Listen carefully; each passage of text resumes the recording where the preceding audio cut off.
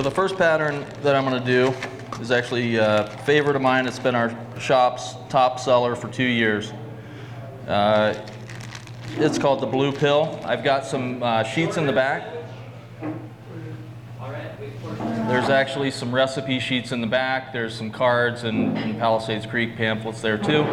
If you want to see what's in the Blue Pill or the Icy Manipulator, those are the two flies I'm going to start with. And then I've got a Caddis pattern and a nice stone fly that works well on the Henry's Fork, South Fork, and Madison River. The Blue Pill originated, a friend of mine from Boise came over with his buddies and we were going to fish for the weekend. And he brings some wacky flies and he ties this one on, and it's nothing more than a hook, lead weight, and dubbing. And I'll be damned if he didn't catch the two biggest fish in a few days on that fly. So I replicated it, it worked great. I've since changed the version of it a few times to a much smaller version that works well everywhere. Works in lakes, works in streams, you can nymph it, you can strip it, you can put it in a lake and it works fine. It's a little smaller, but it's a very short time fly to tie, very easy. And my progression in fly tying was to kind of get more exotic, and as I did that, wasn't getting as many flies done. And then you start guiding and end up tying patterns that take less than 5 minutes and work as well as something that takes 25 minutes. The hook that I'm going to use on this first bug, I prefer a size 10 streamer hook, 3x long or so. Make sure it's a heavy duty hook, not something that's going to bend out on you. And I'll refer back to that in the presentation. If you're going to fish southeast Idaho, bring flies that have a decent hook, not something that's going to bend out. I'm going to use a blue tungsten bead, size 1/8 inch, hairline plummeting beads.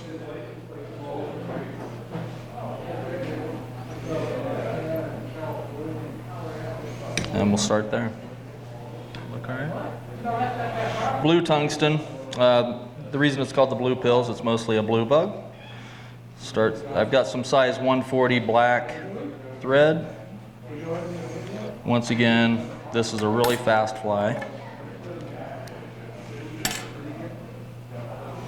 Just going to tie in thread. Going to tie in a little bit of lead wire, and I'm not going to wrap it. I'm just going to tie it in as a pin strip.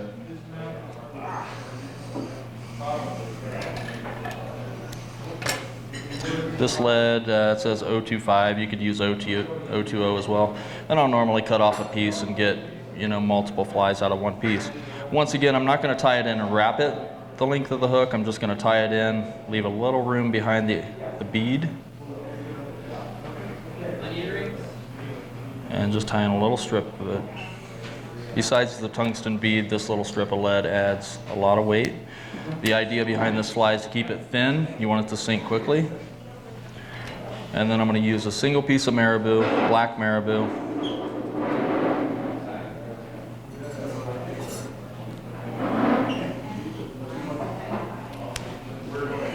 And what I'm going to do with that marabou is I'm going to pinch it and go all the way and just get the very tips. You're not going to go with a standard length on this marabou, which is the length of the hook shank. We're going to go way less than that. All I want is a stub of black marabou. Reason is you don't get short strikes, and the whole idea behind this fly was to scale down streamers, mini streamers. So we'll let that run off the end of the hook about 3/16 of an inch.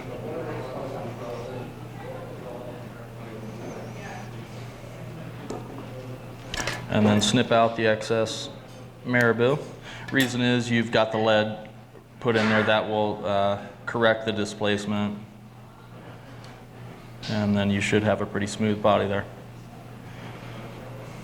The last step is going to be some of this blue dubbing, blue flash.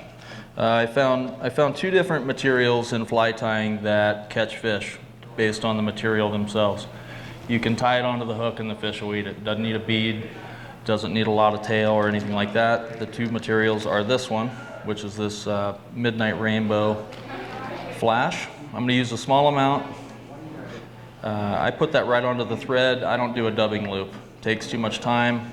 What I typically do is use a very sparse amount of the fibers. Hold it tight on one end and spin the other end, and spin that dubbing right onto your thread. Just a small amount. And then I'm going to go ahead and wrap that up. You can wrap back through it if you want. Black thread, you're not going to see the wraps. A little more just behind the head.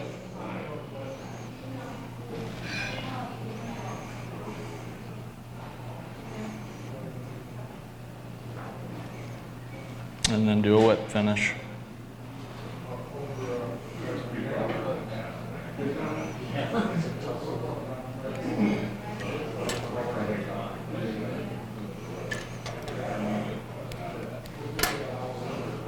That's all it is. This is one of our best-selling bugs by far. In fact, it's the top seller. It's very fast. You can nymph it, you can streamer it. It catches the big picky ones pretty easily. So it works good in spring creeks also. A lot of times you have a little different bug environment in those spring creeks, and this one you can let it just kind of sink along the bottom and it works awesome. Have you tried different colors? I have tried kind of a metallic green. I've tried it in olive. Yeah. Purple. Yeah, we sell this one dubbing. It's called Bruise, and it's kind of a purple, has a little bit of red in it, some blue. That one has worked well too, but nothing's worked as good as the blue pill. Yep. So, yep, just easy, heavy, and you don't feel too bad when you lose a few of them, unless it's on a big fish. You want to donate that for the fly raffle? Sure. You don't have to. Yeah, we can put them all four on there, and okay. You guys can do that, or I've got some other bugs. No, we got plenty. We'll just put these in, the ones you tied tonight. Okay. You want to pass this box around? People can start taking a look at that. There's a blue pill, some other flies that are in there. Okay. Second pattern is called the Icy Manipulator, if you've got that one on your sheet.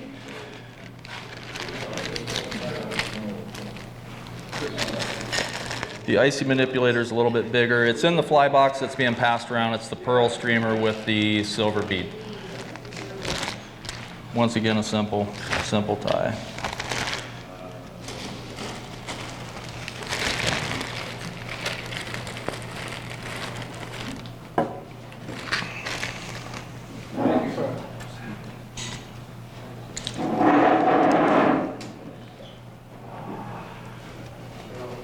Swap out thread here.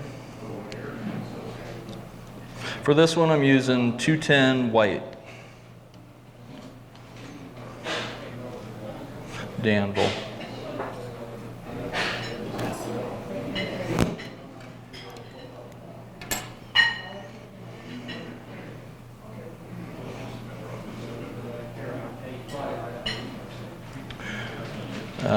The Icy Manipulator works extremely well for bass. In fact, I've fished it all summer for smallmouth, largemouth. It also is super effective for trout, especially in big water, fast water, where you need some weight, you need some visibility. A lot of people at first have said, whoa, that flashy, really? And from my experience, I've caught tons of fish on very flashy flies, but bigger water situations.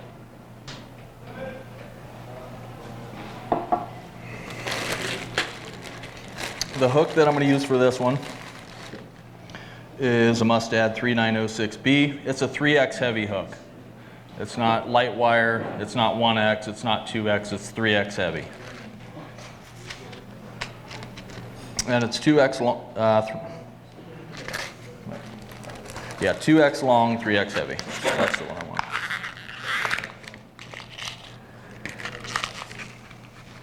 The silver bead that I'm using, I think, is a 4.8 millimeter or 3/16.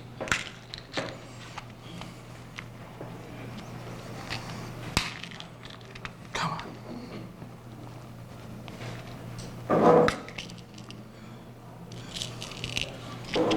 In fact, the fly works so good, I'll often fish 2 of them at a time, put them about that far apart, 3 feet. Don't put them real close together. Put them far enough apart that there's some independence in the 2 flies, and they can actually catch different currents in the river and swim a little bit differently. If you add the 3rd icy manipulator, I call that setup the flash mob, and I'll fish it in really big areas of the river and fish in 3 streamers at a time, about 3 feet apart. It's the longest streamer setup you ever seen.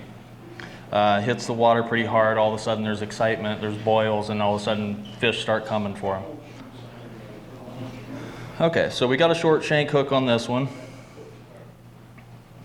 We're going to start our thread and immediately go into some lead wire. This is 035. You don't need a whole lot. Usually 4 or 5 inches is probably too much.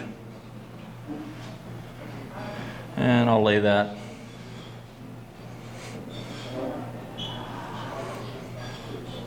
Lay that in, and I wrap the lead wire back, not all the way to the bend. I want to leave room to tie in a little bit of material there.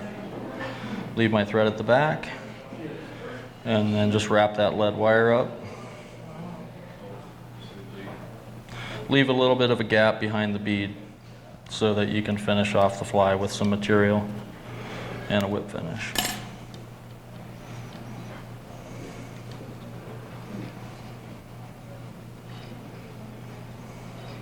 I usually will tie down the tip of the lead wire. The other end is already tied down. We already secured that. Just tie down that. The whole idea behind this one is to represent a bait fish. It's a simple and quick bait fish pattern. So the other material that I mentioned, I showed you guys the blue dubbing, which works on its own to catch fish. This one is another material that I prefer. I don't know if you can see it there. It's a pearl fiber, pretty thick, thicker than ice dubbing. It also has a nice quality that it's straight and rippled. At the fly shop, it's called crinkles on. But it has different properties. When it's out by itself, it looks mostly pearl. But when it's packed together, you can start to see the pink hues that come through it. The other color that I like to use is this one. I've caught a lot of big bass and big trout on this one. It's more of the lavender. And then this one has a bluish yellow hue. But the pearl crinkle is the best by far. Okay. So to start this bug, we're going to tie in a tail, select just a pinch of the fibers here, and I'm going to do some clump dubbing all the way up this fly. So I'm going to go about halfway up my material, tie that in at the rear, in that gap that's following the lead, and it'll fill in a little bit of that space and create a little better taper. So I just tie it in there, then I'm going to take and fold this back and wrap right onto it.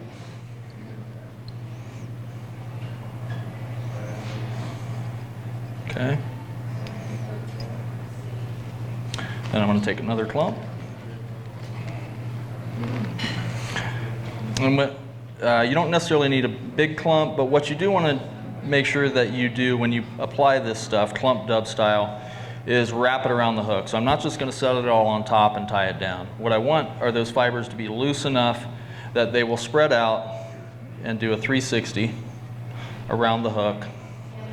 I tie them in, take the thread back just a hair, and then I'm going to take that whole clump and push it back.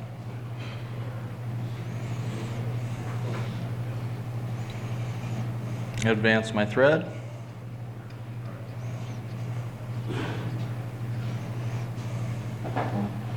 If you build too much material on the rear end of this fly, it'll look a little bit funky. It won't be as dense either. So go sparse. What you want to do is make sure the lead is covered so that you can't see that, but you want to just go sparse with the material. And I'm going to continue clump dubbing towards the bead, push it back.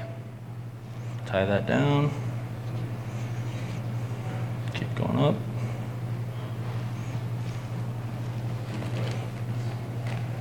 Another clump.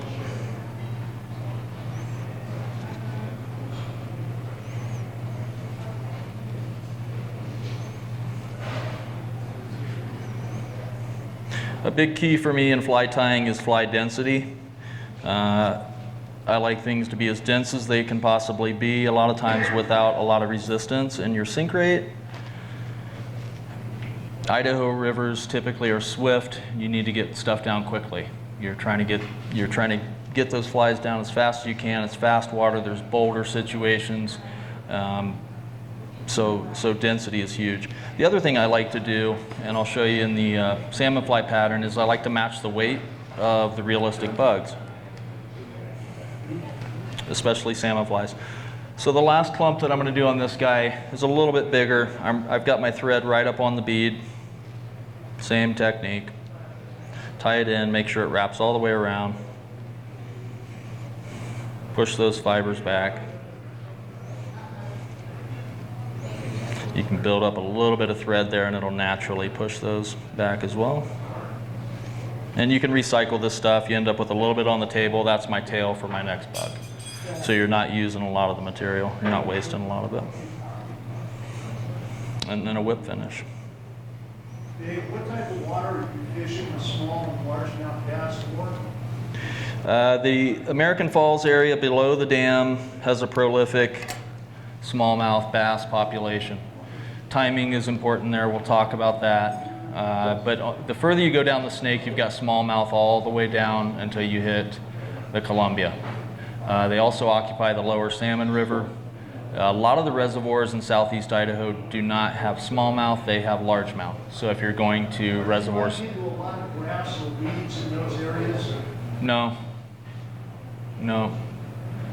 Even the American Falls area, it grows some weeds, and I'm not dredging in those too bad. The South Fork almost never gets weeded up, and this is one of my faves for there as well. So wait, this fly is finished. The only thing I'll do, I'll pop it out and sometimes give it that it's going to fish well that way, but this is a really cool material. Once it's packed that way, you can actually come in and shape it.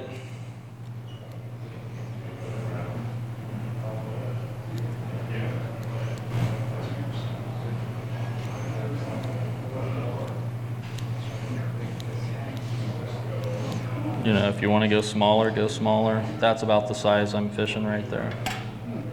So just a little bug. It tracks well in the water. Very visible, very easy to see for the fish. I mean, it just shows up in almost all situations, even dirty water. I'll fish 2 at a time. I do a clouser with dumbbell eyes, similar to this, with the same materials. If you like clousers and some dumbbell eyes, you can do that. Any questions on the icy? It slays the bass. I'll fish 2 of these at a time, about this far apart, and a lot of times it's not uncommon to hook 2 bass at once.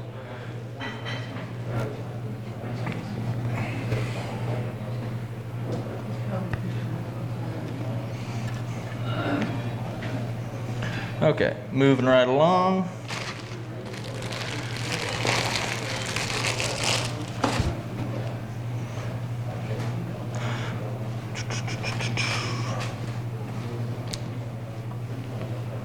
The next pattern I'm going to do is a Caddis, kind of a Caddis pupa. The Caddis hatches below American Falls right now are some of the biggest caddis hatches you'll ever see in your life. After fishing the Henry's Fork, I thought I knew what a big caddis hatch was until I witnessed the amount of food that comes out of the Snake River below American Falls. Because of the substrate and other things, it just creates these hatches that are blizzards, okay? Blizzards of big caddis. Are the fish eating them off the top? No. So they're eating them subsurface, or they're eating streamers. I mean, the food base is immense. There's lots of minnows and stuff coming through the dam, so they don't have to eat dry flies. In fact, I won't tell you to fish a dry fly. But caddis pupa work pretty good.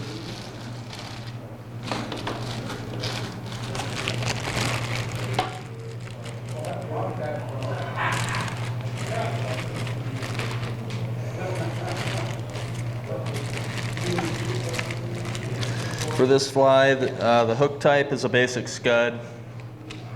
I'm using Allen N203s. This is a 2X heavy hook. even a little bit stronger than that. If you look at it, they're very hard to bend out. Don't use a Dairiki 135 if you're coming up there. It'll bend, the fish will bend them out. So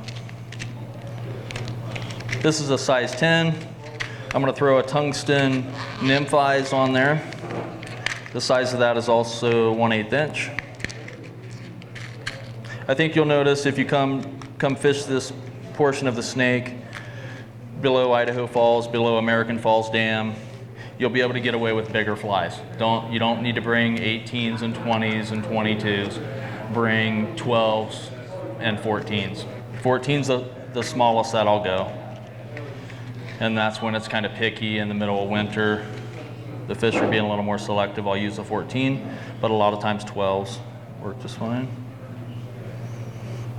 Is this the fly you call the greasy midge? It's not. This one is not on there. It's not on the sheet. The greasy midge is bomber, and it's also a 3-minute tie. It's a zebra midge with one added step. It's got some like red holographic stuff wrapped up before you do the wire step. I'm going to use black 140 thread.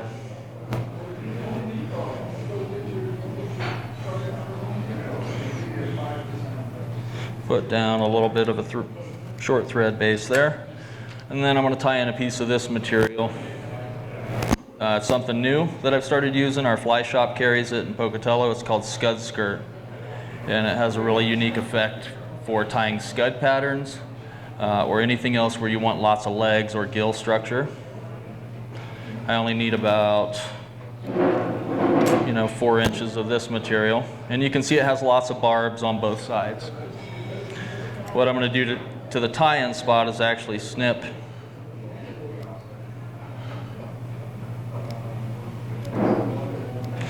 a few barbs on each side so that it ties in a little bit tighter and a little bit more secure. I'm just going to tie that in on the top of the hook and wrap back towards the rear of the hook right into that material. You can drop down on the bend a little bit. That's about right. And then take your thread all the way back to the eye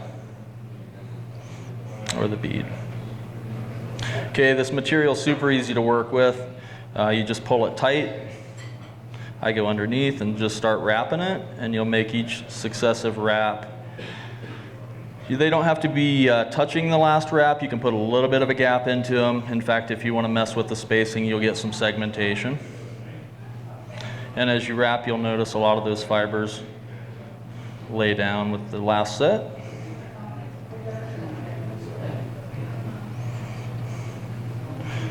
And I'm going to go all the way up to the set of eyes. One last wrap. It's a very tough material too. You'll like tying with it. Do a couple locking wraps. Get rid of the excess. That in itself looks pretty good. You can take some marker to it, which I'll do in a second here. In fact, it takes color really well. The two colored markers that I'm going to use are brown and olive. These ones are Prismacolor, but Sharpies work great. And I'm just going to take and color that material green.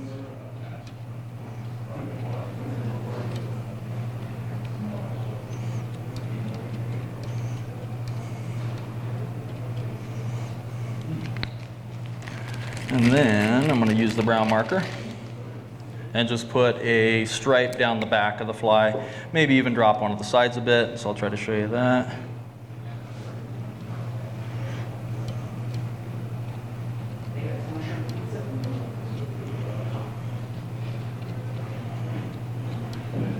What kind of bead was that again, please? The bead on this are tungsten nymph eyes.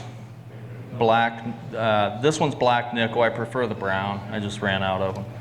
The flies that I'm passing around have some brown on them. They're the little tungsten bead with the two little dots that come off the side. Good for caddis patterns or stonefly patterns. So I'm just coloring the top and a little bit down the side with brown. And then you get a little bit of a two-tone effect there with the brown and olive.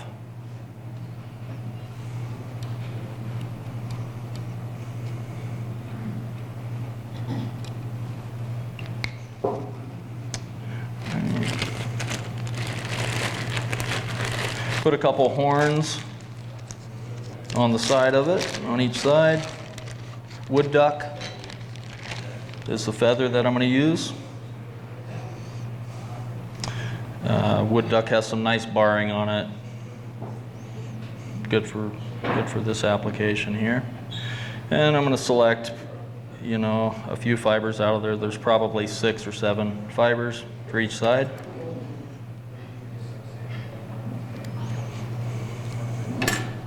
And I'll tie each side in separately.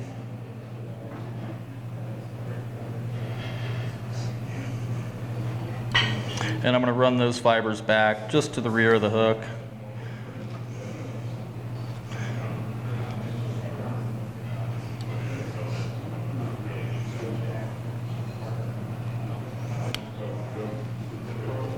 Broke my thread.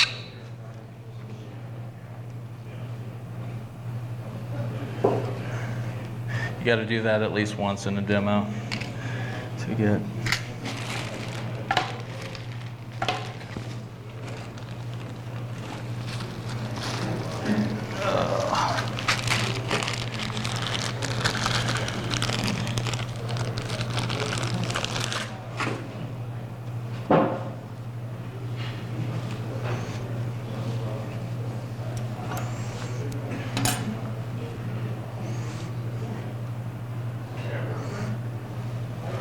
Yeah, for the most part, I'll tie with as much tension in my flies as I can put into them without breaking the thread. I prefer using as big a thread possible for each pattern. They hold up a little bit better.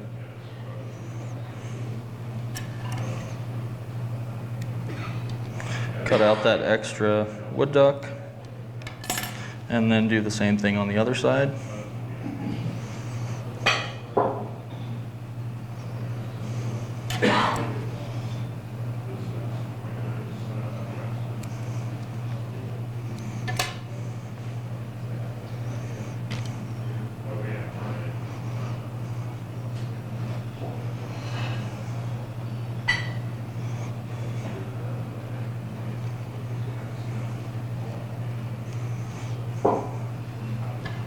Trim out the excess.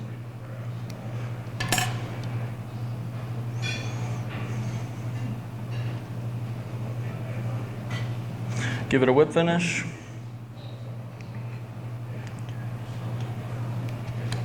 So it has that big black collar there, normal for a lot of caddis.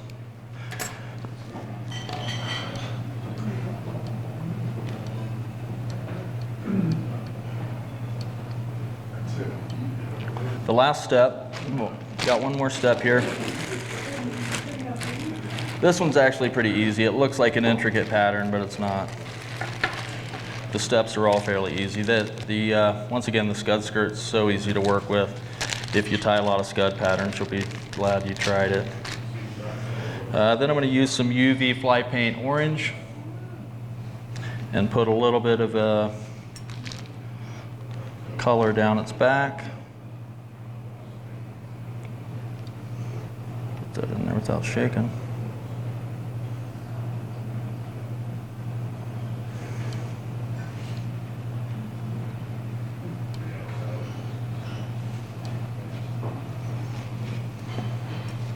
Hit that with a UV lamp.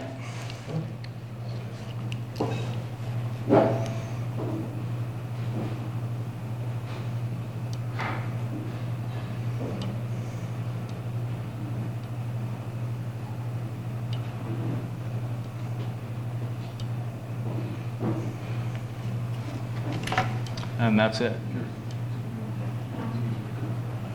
Pretty easy. It's very realistic, and there's not a lot of work to it. So I'm actually willing to do this one without.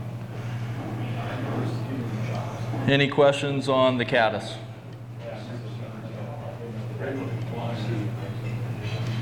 Yeah. I'm going to put this, this one on here, and then I'll pass those 3 around.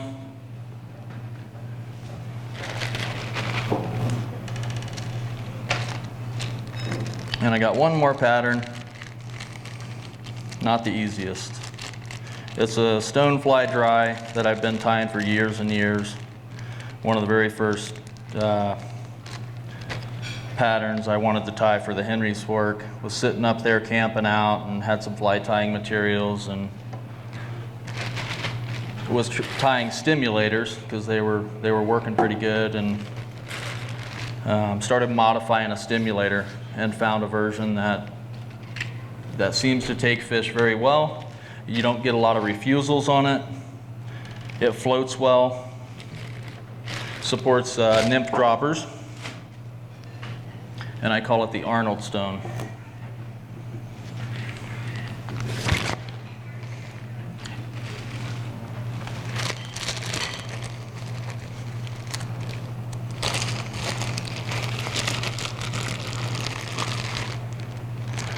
Fluorescent orange thread, size 210.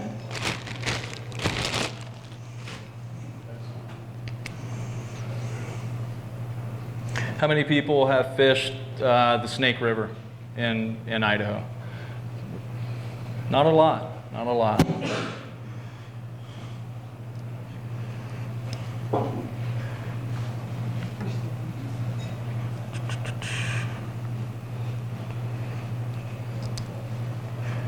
What are the largest stoneflies you guys fish down here? Size 8. Size 8s? No, not many 6s or 4s? Not here. No. This fly represents Pteronarcis californicus, the giant salmon fly. On the Henry's Fork, it comes off for 2 to 3 weeks, mid to late May, because of the water temperatures being close to 55, and then it comes off on the South Fork about a month later, once those water temperatures hit 55. This is a hatch that also occurs on the Madison River, and then it also happens on the South Fork of the Boise.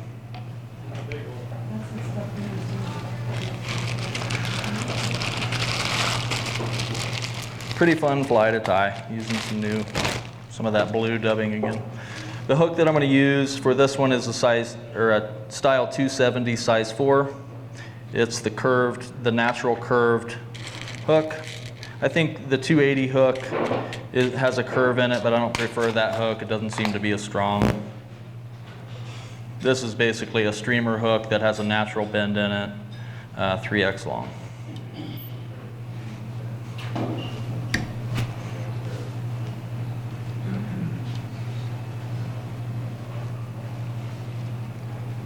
Start my thread up by the eye and just put down a pretty thin thread base to the rear.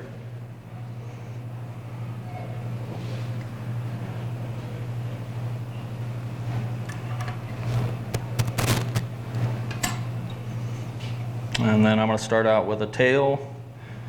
I used to use moose body hair, not moose mane, for this fly, but it's hard to find good moose body hair that isn't a lot of different sizes.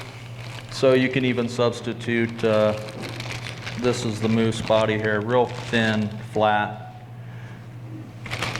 And this is going to represent the egg sac of the female. The other thing you could use is just deer hair. It's going to float a little bit better. The reason I liked using the moose is it doesn't hold as much oxygen, and it will keep that back in, sitting down in the water like a normal salmon fly, where their egg sacs kind of dapping into the water, waiting for that egg sac to drop off. So we're going to select a few fibers for the tail, just a small clump.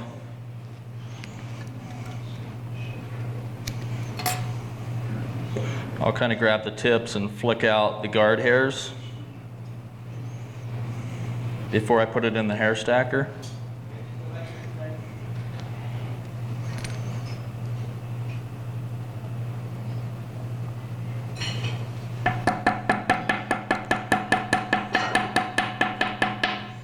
Give it a few taps, and out comes your tail. Pull those fibers out. And you should have pretty even tips, just I probably got 20 fibers there or so. And I'm gonna run that out the back, kind of size it up, and then replace the pinch. And wrap right onto those fibers. I wrap a little bit forward and then I move towards the rear of the fly to secure that egg sac. On that tail, what are you basing your portions on, Dave? Proportions? Yes, sir. You know, if you've seen enough of the real flies, that's certainly part of it. The egg sac is probably, most of the time, it's about 1 centimeter on the bigger ones. And so that's probably why this is here. I mentioned trying to match the weight of the fly to the naturals. If you've ever watched a real salmon fly hatch, they're clumsy, they fall off the tree, they give a little ring off, they start, you know, moving in the water. Just the weight, I feel like the weight of that fly hitting the water has an impact on fish. And if you're really trying to match something, match the weight, match the size, match the colors, but weight can be important. So a lot of the male stoneflies are typically smaller than the females. The females can go all the way up to 3 inches, where the males will be 2 inches, something like that. Just secure that tail there.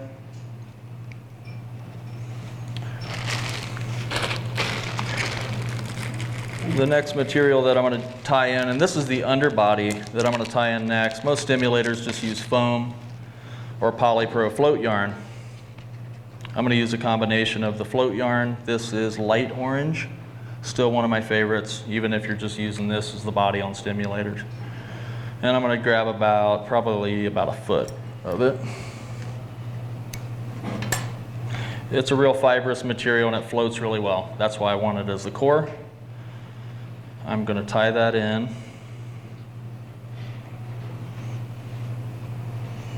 to the back.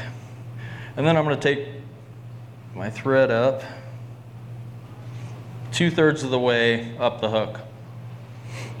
And I'm going to leave 1/3 for the head. So proportion wise, the head's about 1/3 of your fly, the main body's about 2/3. All right. Then I'm going to take that polypro. The key on this fly is don't crowd the head. You got a lot of steps that are going to happen right at the end. So don't crowd the head on it. And I'll start wrapping that over itself and put down a nice smooth layer of the polypro float. Once I get to where my thread is, I'm going to start wrapping it on itself. A lot of times these fibers will actually flatten out and kind of flare. And I'm just going to keep wrapping right there until I've built up a bump. And then you can pull on it some more and they'll kind of stretch out. There, they're flattening out a little bit.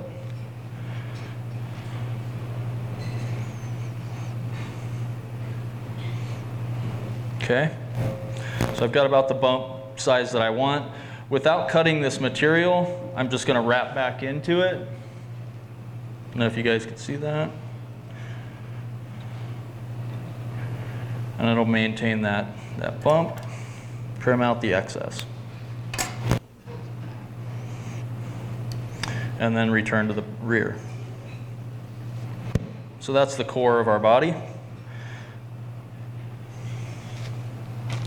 I'm going to tie in a piece of hackle. This will give it a good flotation, some segmentation of the body,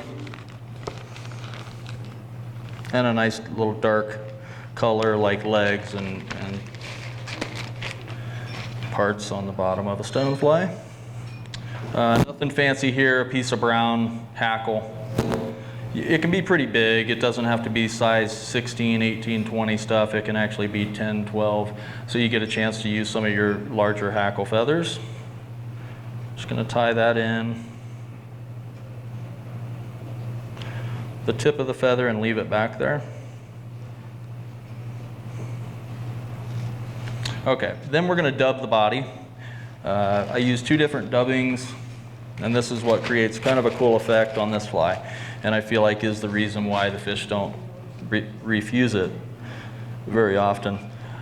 I'm going to use some ice dubbings. This is UV dark olive and then UV tan on this one. And I'm going to alternate as I work up through the bug, starting with a little bit of the UV dark olive. Once again, I don't do dubbing loops. They're just time consuming for me.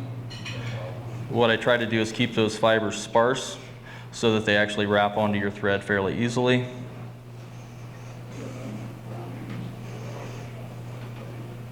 And I'm going to tie in some of the dark olive and then the tan.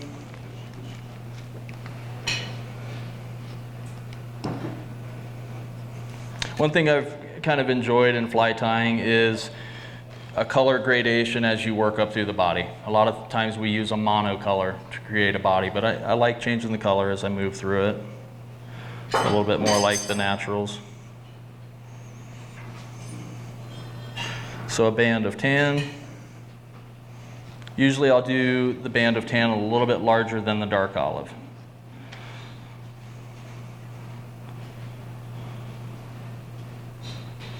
A little bit of dark olive.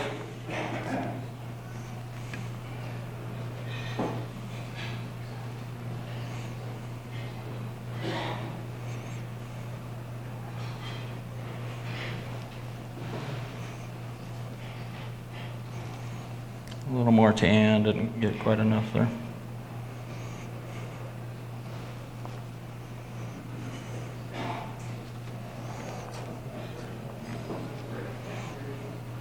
Dark olive.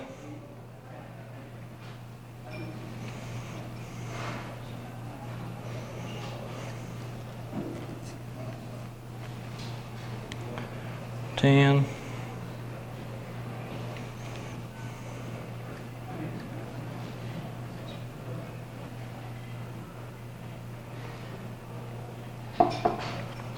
Okay, now we're at the thick part of that bump. I don't want to go too much further forward. You should have a nice fuzzy body. If there's a little bit of some color from underneath showing through, that's fine. It doesn't matter. Then I'm going to take that hackle feather, wrap that up to where I've stopped the dubbing. And what I'll do is take those wraps and put them right on your color changes. So I'm leaving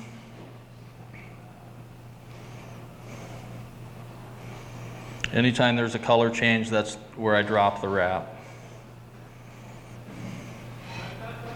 I'm up to my thread. I'll go ahead and tie that off.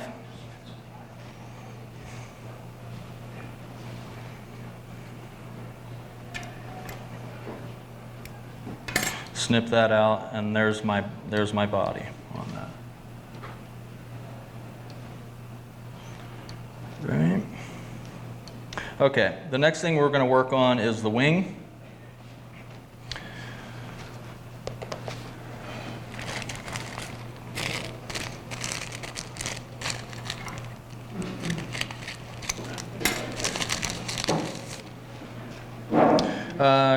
Pearl crystal flash. Just like most stimulators have, probably 10 fibers there. Make sure they're long enough to go back just about to where the tail ends or the egg sac ends.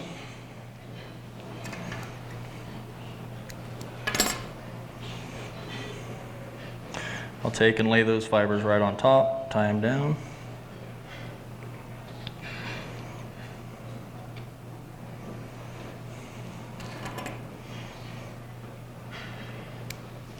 Snip out the extra.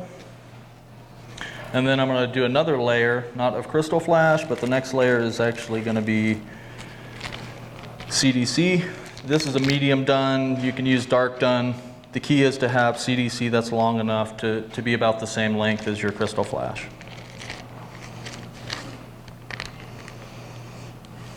And I usually grab 2 feathers. This one's nice and long. That one will work. This one's long also. And you can save those smaller CDC feathers for smaller bugs. I'm going to take both of those CDC feathers, pair them, one on top of the other. I want the tips to line up the length of them. I don't care about this back end where the stems are. I just want to make sure that the tips are lined up, and I'm going to lay that on top. What the CDC does is it, one, it helps it float. Two, it diffuses light really well.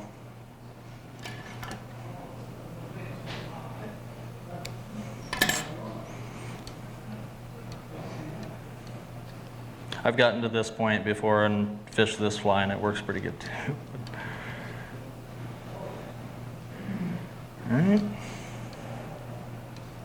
Okay, and then we're going to do a traditional hair wing. You can use deer hair, elk hair. I tend to use more deer than elk. Some of it you just can't find as good as elk. Real long. You want to make sure you're not using a short piece of hair. Try finding something that's pretty long. And you're going to select a pretty good clump out of that. Usually it's about as much as you can fit in this medium-sized hair stacker.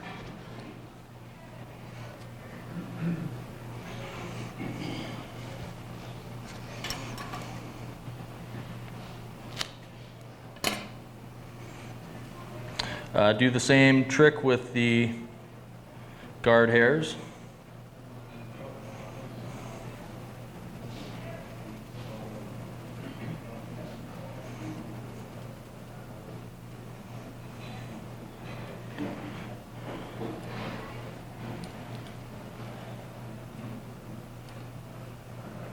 The other colors that I've tied this fly in are black. Has worked pretty good. Or a darker brown. But I kid you not, the fish, they come up on it, you just see them and they just keep coming. It's not that, oh no, you know, they've seen all the other ones.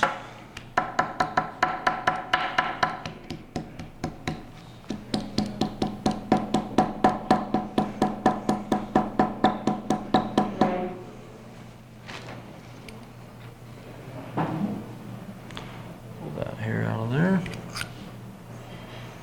You should get a nice wing. It's a lot of fibers, so it's going to flare pretty big, but a good sized clump.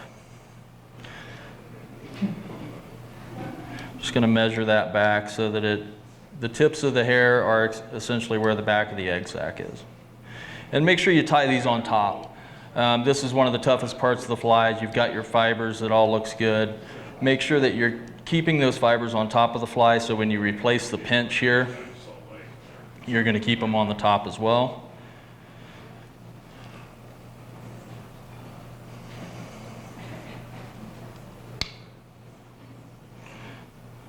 First wrap isn't a locking wrap, it's kind of soft. So the first wrap is essentially just sitting on those fibers. The second wrap is where I'll pull down and you'll see your flare.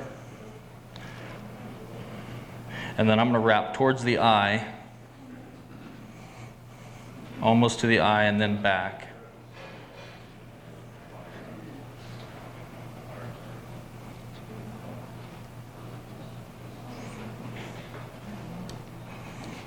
Okay. Lots to trim. You're going to trim out all these forward fibers.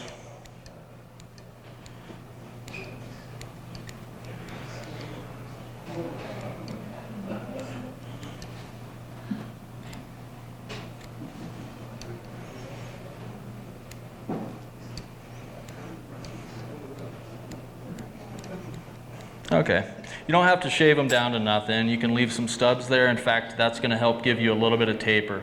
So as I wrap through that, I don't want something to just totally drop off. You want some taper, actually a cone down towards the eye, so that the rest of the materials will seat effectively and not try to jump forward on you. Then I'll kind of take a look at the bottom and see if I need to actually wrap further back into that deer hair. You get a little more flare. Okay. Of course, we got to put some rubber legs on it. These rubber legs are kind of a neat effect. The color of medium round rubber that I'm using is dark golden stone. And when I pull it off of the strand here, I'm actually going to take 2 strands instead of 1. So they're each these little individuals. I'm going to take one that's 2 wide. And I don't know if you guys can see that. There's actually 2 there. And I'm going to tie a knot.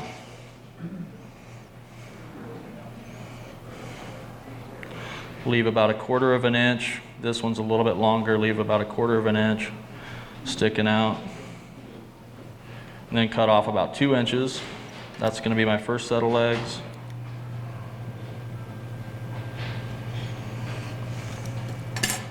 And then I'm going to repeat that process to get a second. Once again, just tie a knot. You want to make sure you pull them tight enough that that knot doesn't back out.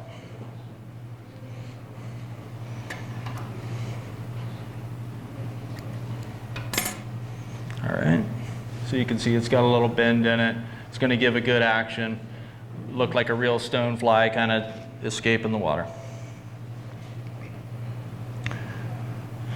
I'll tie one in on each side. And you want that knot and the leg to kind of go down. I'm just going to tie them on the side. I typically run about as much length underneath the knot as I do to where it's tied in. Come on, bug.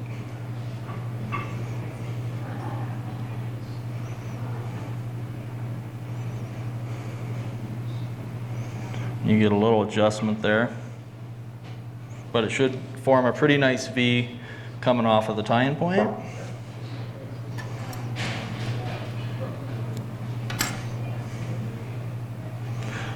Do the same on the other side.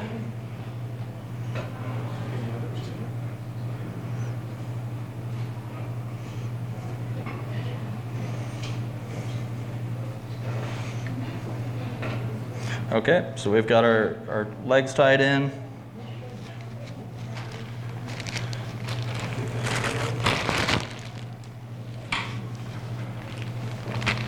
The next step, we're going to tie in a piece of grizzly hackle.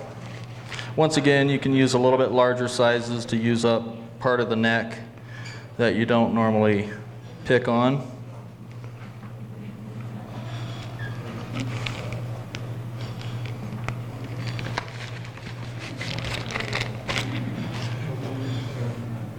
And you could just tie it in the way it is and wrap the whole thing and get the V'd barbs. What I like doing is pulling back those barbs and stripping one side off.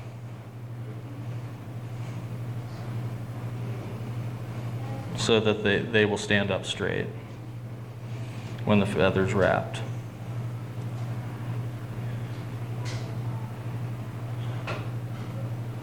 So you end up with a feather that's half trimmed out. Snip off the end because it's a little bit weaker. And I'm going to do the same trick I did on the scud skirt, just cut down a few of the barbs so that they're still there and it creates a nice tie-in spot. It doesn't really matter where you tie that in. I'm just going to set it on top so I can see it. And then I'll take and pull that rubber leg back and actually make sure I tie down the rest of that feather.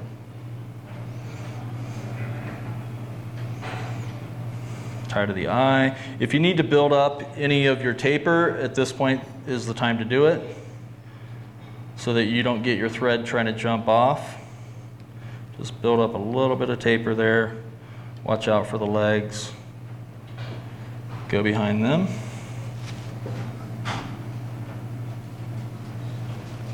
And then the last step before we wrap the hackle is some orange dubbing, traditional for stimulators. Ice dub UV shrimp pink is the color that is my favorite.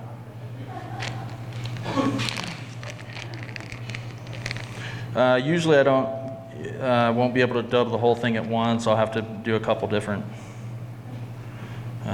clumps of it. Spin that on there.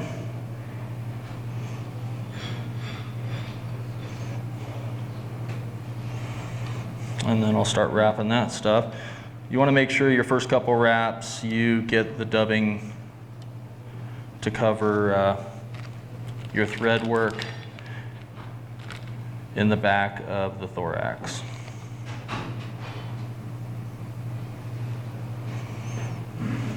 So I'll put a little more on there.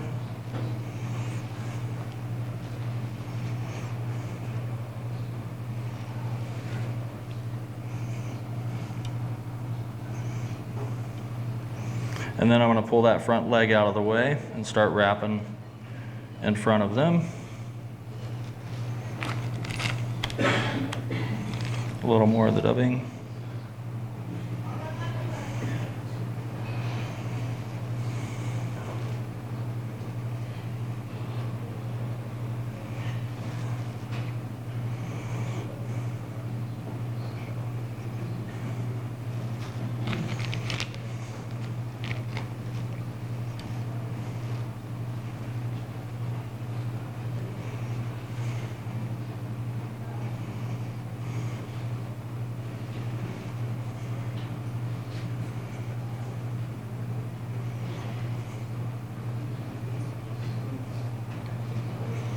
Once again, don't crowd the eye. That's the hardest part of this fly. Okay. At the eye, last step is to bring that hackle feather, your grizzly. The very first wrap I do with that, I make sure that I'm at the back of the thorax, and I'll even take a quick peek on the bottom just to make sure I hit it right. I do a couple wraps before I cross in front of the rubber legs, and then I'll pull those rubber legs back and start wrapping in front of it. Equal spacing so you get a nice barring effect on the head.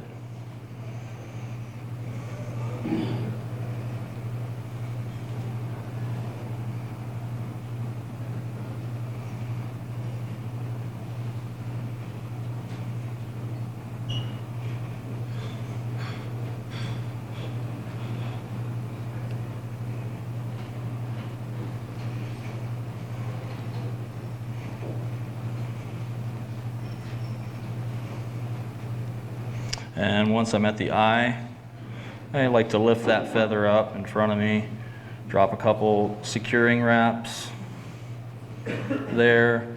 I won't let go of the tension on that feather, and then do a couple locking wraps in front.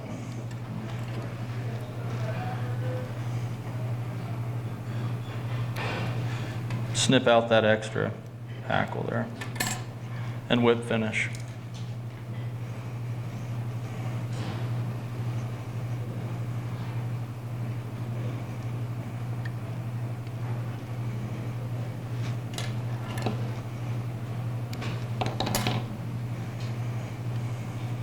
That's the Arnold stone. It has a weight similar to the real bugs. A couple things I like about it. It floats high, and there's a really cool effect that happens with the rubber legs.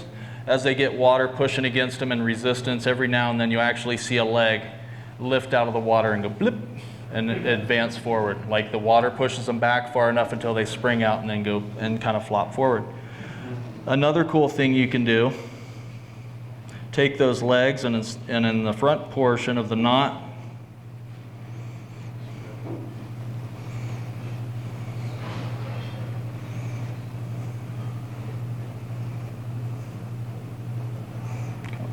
there we go. And then you get little individual claws and so on.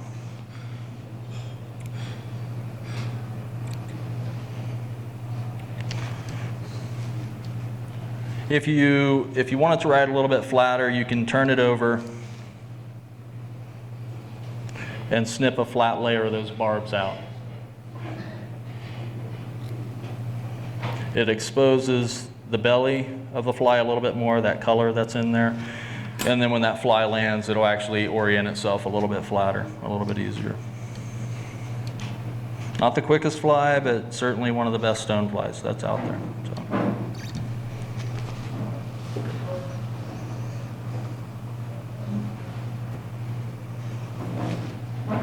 Here you go, guys. Dave, is there a salmon fly hatch on the lower snake or just through the canyon? Mostly up from Idaho Falls. There's numbers of them below Idaho Falls, but there's not a significant hatch where you're going to be out there and you're catching fish on them because they're popping everywhere. No. I think, you know, the water comes off the Tetons, comes around through Palisades, still pretty pristine. Idaho Falls is the first bigger city that it hits, and after that it changes. The water chemistry changes, the siltation changes, so you don't see it further down. I think historically there were big numbers of them there. Below American Falls you have a lot of basalt lava rock, and I'm sure that they were in there, but there's not big hatches of them. You'll see some Goldens, but still that area below Idaho Falls, you're almost going subsurface the whole time anyways. So, yeah. Thanks, Dave. Yep.